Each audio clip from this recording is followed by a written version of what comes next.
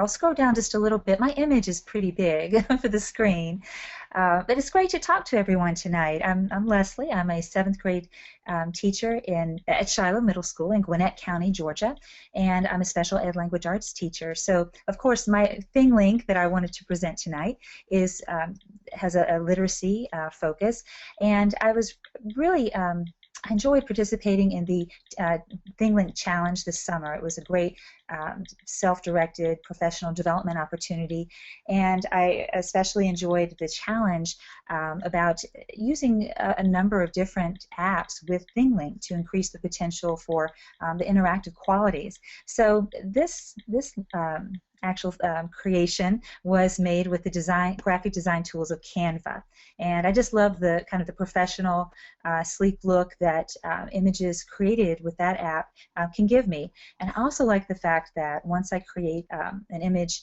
or design in Canva, then I can embed a number of different images as well on top of that. So there's a great layering.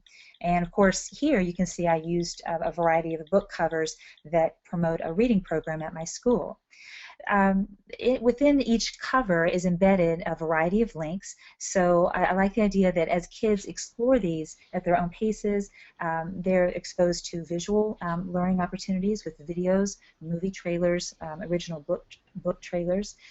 Also, let's see here if I can connect up here. I tried to include also the official author websites for each of the books, so kids can actually read, learn about the author, or be connected to blog links or other exciting resources. And then I also embedded in some of the books here content related resources. PBS Learning Media is a wonderful go-to that I rely on often, and so you can see in this instance for The Hobbit, a student could access a great video that helps either provide background knowledge that would enable them to better understand the book as they read it, or maybe just extend knowledge if they're a higher level reader. So you see that for each of these books. I really liked the additional content I was able to add to the Jackie Robinson book because it shows actual vintage footage that helps the kids understand the historical context of the book. And that's something I see often with my students when they are approaching challenging reading tasks. Often they're challenging because they may not have the required background knowledge to really understand what they're reading about. Further, I think supporting this goal of mine to add additional opportunities for students to interact with the image are the AudioBoo app.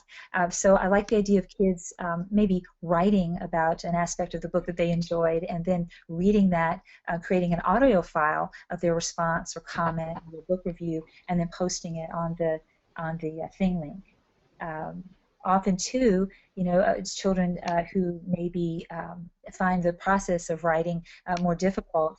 It's great scaffolding for them to be able to express their ideas, orally as they work up to maybe, the more difficult writing tasks.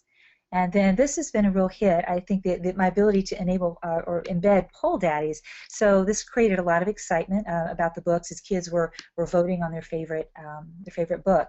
And this is, although obviously this ThingLink was created with our summer reading in mind, it's something that we continue to use because kids may not have read all of these books. So I found that it served as a wonderful activating activity to get kids interested in books, again, they may not have read or explored before. And also, this ThingLink really provides an opportunity for great visual, engaging prompts for writing. I like the idea too of starting off my school year with this because I'm essentially, as the kids, as I introduce it to them and they're getting used to using it, then they will be better equipped to start creating their own ThingLinks as they're maybe using a ThingLink to create a great digital book report. So that's my ThingLink. Amazing. That's wonderful, Lesley. Okay, and so I'm just going to check. I don't see any questions coming through yet, and I'm wondering if any of our panelists might have a question that they could ask or a comment for Lesley. Well, I can add a comment to my whole thing link. Okay, good, good, good. Well, it just occurred to me as I'm kind of floating over some of these here. I will say when I create links within an image for students to explore, as you can see here, I often guide the exploration of that resource. So I try to add perhaps some challenge questions, or it may be even something kind of humorous or fun for them to look for. Or I may tie it in. I often embed Google Docs into my images. So again, while I want them to explore and learn at their own paces, and often too, I will even differentiate the sources by color, and that's helpful as well. But I don't usually just send them blindly to a resource. I'll try to provide some structure around that.